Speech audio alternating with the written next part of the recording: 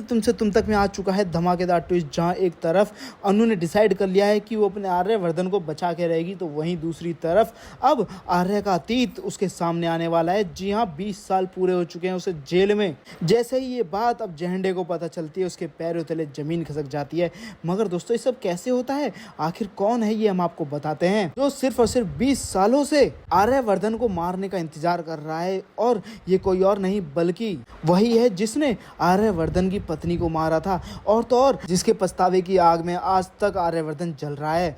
मगर ये सब कैसे होता है, जहां एक तरफ दोस्तों अब मीरा ने जानबूझ के अनु को फोन करके फरीदाबाद वाली ब्रांच में भेज दिया होता है, ताकि अनु लंदन जाने से पहले आर्य से मिल ही ना पाए। तो वहीं अब नील के साथ जा रही होती है अनु, तो वहीं दूसरी तरफ अब जहां आर्य वो तो हर्षवर्धन को लेकर आता है और पूरा काम धाम हर्ष को सौंप देता है। जहां पर अब झंडे और मीरा एक दूसरे से बात कर रहे होते हैं कि कैसे करेंगे हर्ष सर काम, वैसे ही जैसे पहले किया था। तो वहीं अब हर्ष भी बोलता है कि भैया मैं सब कुछ संभाल लूंगा और स्पेशली माँ को भी संभाल लूंगा, आप चिंता मत करो।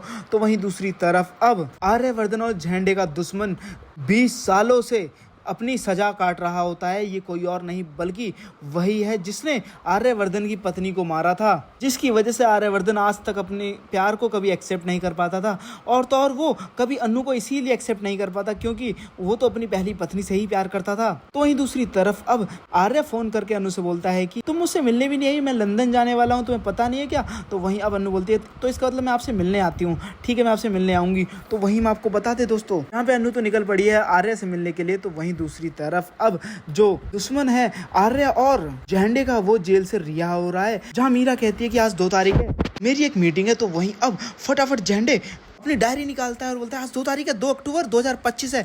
तो वहीं वो सारी डेट लिखा होता है कि 20 साल आज पूरे हो चुके हैं उस आदमी को जिसने आर्य और झंडे की ज़िंदगी बर्बाद करने की कोशिश की थी, और तो और आर्य की पत्नी को भी मार दिया था। तो वहीं अब 20 साल अपनी सज़ा को पूरा करने के बाद, पूरी काटने के बाद वो जेल से रिहा हो रहा है। जहाँ पे अब झंडे उसे रोकने की भी कोशिश करता है, वो पैसे भी देता है और लोगों की कि जो करना हो जो करो, जो जिसे पैसे खिलाना है उसे खिलाओ, मगर उसे रोको। तो वहीं अब जैसे ही पता चलेगा झंडे को कि भाई वो तो रिहा हो चुका है, तो वहीं अब झंडे के पैरों तले जमीन खिसक जाती है। तो वहीं दूसरी तरफ अब आर्या के पीछे आ रहा है वो, जहां रावण का दिन है, दशहरा दहन है।